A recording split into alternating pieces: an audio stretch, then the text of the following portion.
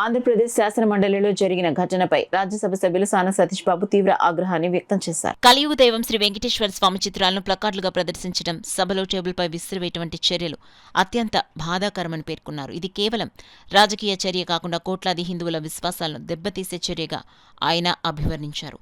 ఢిల్లీలో Jaggampeta MLA TTD board సభ్యులు జ్యోతుల నెహ్రూతో కలిసి మీడియాతో మాట్లాడారు. శాసన మండలిలో వైఎస్ఆర్సీపీ శాసన మండలి సభ్యులు ప్రవర్తించిన విధానంపై సమాజం అంతా కూడా వ్యతిరేకిస్తుంది. ఒక కలియుగ దైవం వెంకటేశ్వర స్వామి ఫోటోని చెప్పులేసుకుని అలా ప్రదర్శించడం వారి మూర్ఖత్వానికి, వారి దుర్మార్గతత్వానికి పరాకాష్ఠగా తెలుస్తుంది. వాళ్ళ నాయకుడు ఆదేశించిన విధానం ప్రకారం ఈ మండలి సభ్యులందరూ కూడా చేస్తుంది తప్పు అని తెలిసినా కూడా నాయకుని ఆనందం కోసం, నాయకుని కళ్ళలో ఆనందం కోసం ఇటువంటి తప్పులు చేస్తా వీరు కూడా పాపాల్లోకి ఇరుక్కునే పరిస్థితి ఉంది.